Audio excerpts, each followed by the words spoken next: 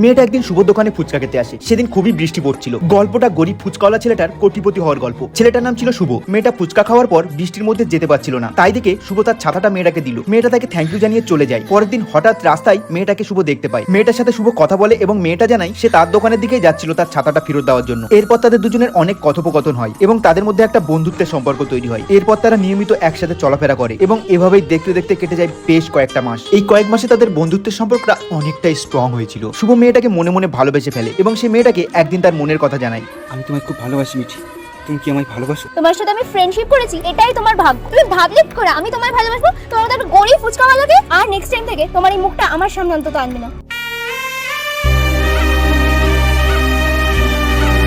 এরপর কেটে যায় কয়েক সপ্তাহ। সেদিন শুভ রাস্তা দিয়ে আসছিল। হঠাৎ সে দেখতে পায় একটা ট্রাক একজনকে ধাক্কা দিতে যাচ্ছে।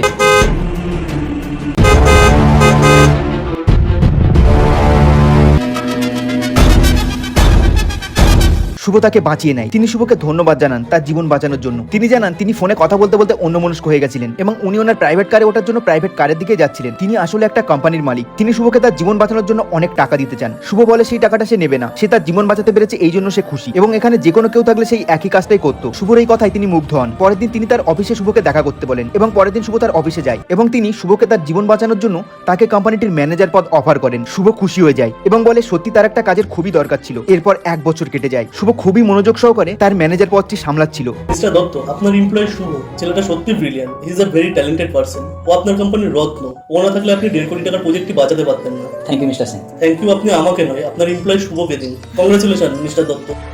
শুভর এই কাজে খুশি হয়ে তিনি কলকাতায় তার নতুন কোম্পানির পুরো দায়িত্ব শুভর হাতে তুলে দেন। শুভ হয় সেই কোম্পানিটির মালিক। এরপর কেটে যায় 2 বছরেরও বেশি সময়। মেয়েটা তার ফ্রেন্ডের জন্য অপেক্ষা করছিল। হঠাৎ সে শুভকে রাস্তায় দেখতে পায় এবং শুভর পরিবর্তন দেখে সে অবাক হয়ে যায়। এরপর তার বন্ধু বাপন আসে এবং মেয়েটা জানায় বাপন যে কোম্পানিটিতে কাজ করে সেই কোম্পানিতে তাকে যে কোনো একটা কাজের ব্যবস্থা করে দিতে, কারণ তার বাবা মা দুজনেই অসুস্থ এবং বাবার জবটাও চলে গেছে অসুস্থতার কারণে। বাপন জানায় কোম্পানির মালিকের সাথে সে আগে আলোচনা করে রেখেছে কাল যেন সে সিভি নিয়ে ইন্টারভিউ দিতে যায়। পরের দিন মেয়েটা সিভি নিয়ে সেই কোম্পানিতেই ইন্টারভিউ দিতে যায়। মেয়েটা দেখে শুভই সেই কোম্পানির মালিক। মেয়েটার বুঝতে বাকি থাকে না শুভর আজকের এই পজিশন সম্পর্কে। মেয়েটা শুভর কাছে তাকে এই জবটা দেওয়ার জন্য অনুরোধ জানায় এবং কয়েক বছর আগে শুভর সাথে দুর্ব্যবহার করার জন্য ক্ষমা চায়। তার বর্তমান দুরবস্থা সম্পর্কে সবকিছুই খুলে বলে শুভকে। তখন শুভ জানায়, তাহলে আবার জ্ঞান হলো তো? সময় মানুষের চিরদিন একই থাকে না, ভাগ্য একদিন ঠিকই বদলায়। আমার অকাত নিয়ে কথা বলেছিল সেদিন, তাই না? আজ দেখো এই এত বড় কোম্পানির মালিক আমি। গরিবদের মানুষ বলে মনে করো না, তাই না? শোনো, যার কাছে গরিবদের কোনো মূল্য নেই আমার কাছে তারও কোনো মূল্য নেই। সেদিনের পর থেকে বহু বছর চলে গেছে, কিন্তু আজ তুমি স্বার্থের জন্য আমার কাছে ক্ষমা চাইছো। সেদিনের তোমার অহংকার আজ তোমার পতনের কারণ। সো এই জবটা আমি তোমার দিতে পারলাম না, তুমি এখন আসতে পারো। গল্পটা আমাদের এই শিক্ষা দেয় কারো ভালোবাসা এবং গরিবত্ব নিয়ে তাকে ছোট করা উচিত নয়, কারণ মানুষের ভাগ্য চিরদিন একই থাকে না, ভাগ্য একদিন ঠিকই বদলায়।